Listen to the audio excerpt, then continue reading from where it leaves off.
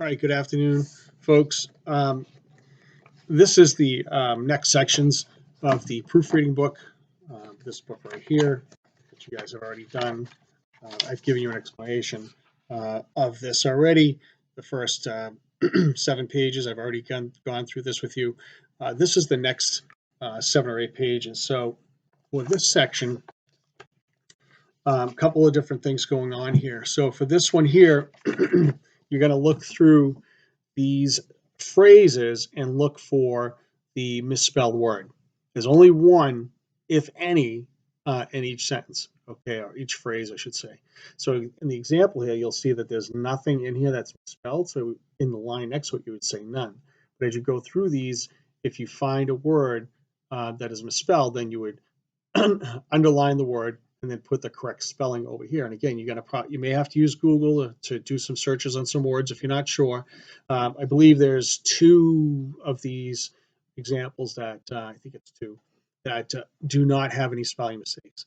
So that's the only hint I'll give you on that. On this one, again, this is more about spelling. And up here at the top, what you're going to do is first you got to find the word that's spelled correctly. So there's 2 different spellings of a word. And in here, you're going to find the correct word first.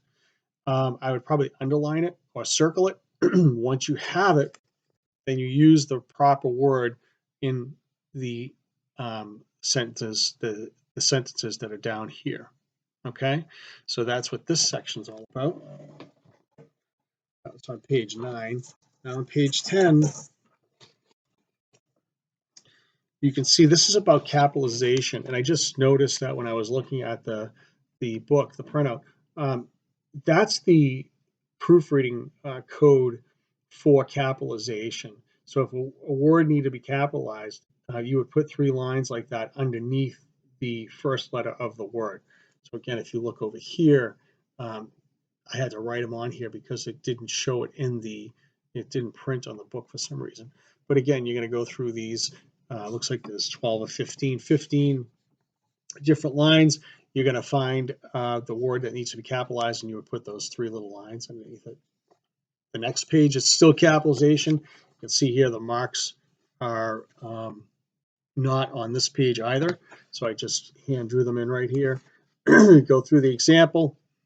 And this page, what you're doing is you've got to cross out a word, the letter, if it's not supposed to be capitalized, and then you'll put the lines under. And I know this one says, in this original here, it says Toledo, Ohio. Toledo, capital T, and Ohio should have a capital O. So those would have the 3 little lines underneath it. So I'm going to put those in there, and that's how you would identify, if the word needed to be capitalized. Okay, so you're going to go through this whole exercise. You'll be doing both of those on this section. This is page 11, and on page 12, it's similar.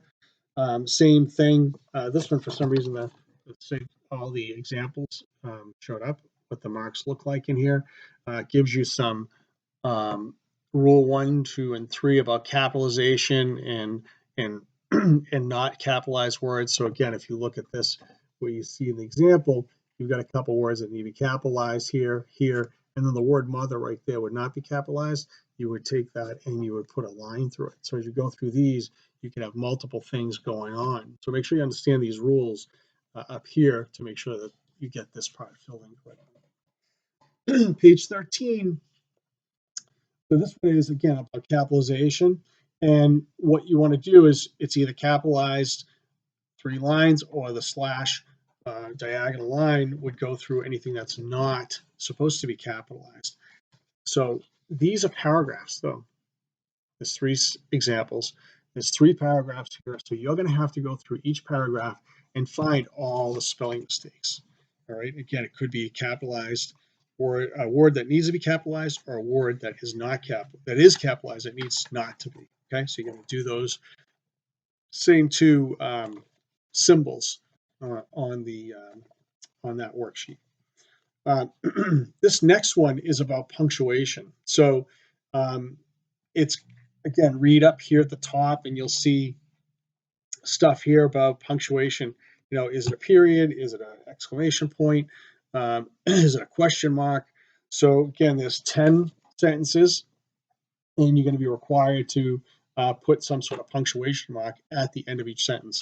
Okay, so you want to read this again. It could be a period, question mark, or an exclamation point. Those are the only three things. Three, count them, 1, 2, 3, right? Three things that you would put. And when you do these, again, in the example right here, you'll see it. It's got a question mark, and you put like an upside down V of what goes in that section. Okay, so that's how you would put that in there as a proofreading mark. And then the last page I'll talk about today is on page 15.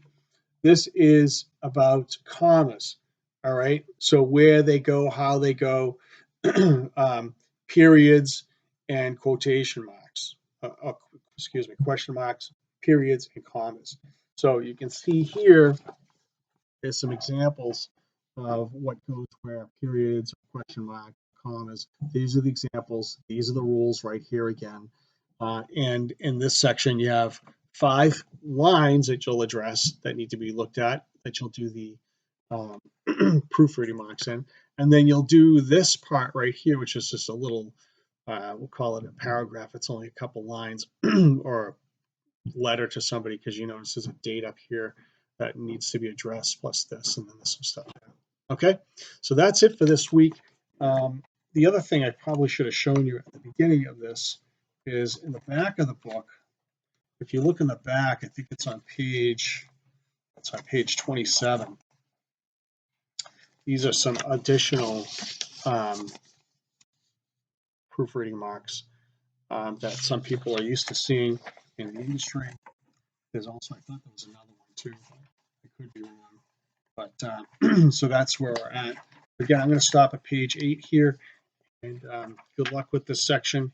If you have any questions, please don't hesitate to send me an email. Okay, talk to you guys soon.